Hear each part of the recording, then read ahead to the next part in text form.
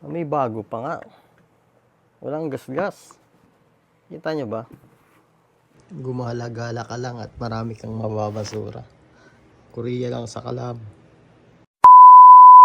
Yo, what's up guys? So for today's video nga ay bigla tayong napa-video. Tayong nadaanan sa basurahan na speaker. So ito siya ngayon guys. Yan o.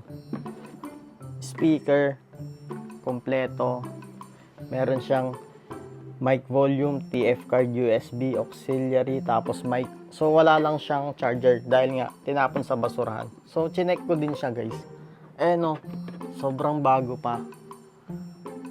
Kita nyo ba? As in, ang kintab, bago pa siya guys. Tapos mayroon pa siyang siguro may stand to kasi may butas dito. Pero sa video na to, i-check natin. Kasi kagabi, hindi ko pa na-check kung gumagana siya. So, check natin ngayon kung gumagana.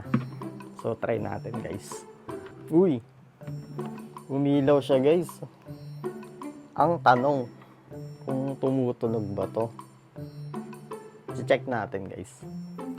Connect muna natin. Ano kayang pangalan ng wifi nito? Ay, ng bluetooth nito. Ito siguro speaker. Sira ata to ah. Pero umilaw siya. Ayun, meron na ata. Uy, gumana siya guys. Swerte guys oh. Ang ganda pa niya guys. Bagong bago pa, promise. Umiilaw pa. Kaso nga lang, walang charger. Tapos may bitbitan siya guys oh. Pwede kang mag-video okay. May mic. Ayan oh. Try natin guys. May bago pa nga. Walang gas-gas. Kita nyo ba? Pwede ito sa bahay.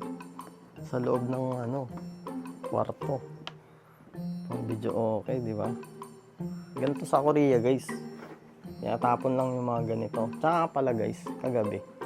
Hindi lang pala ito yung nadaanan ko.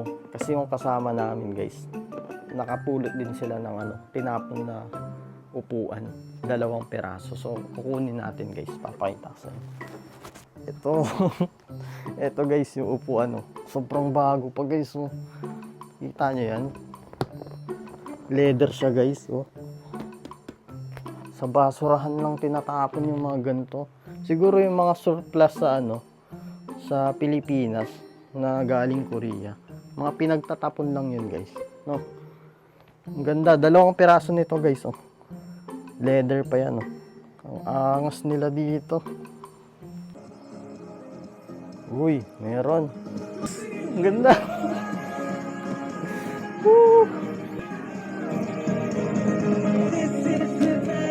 Ang ganda ng tunog guys. Jackpot. Yay! Korea lang sa kalam.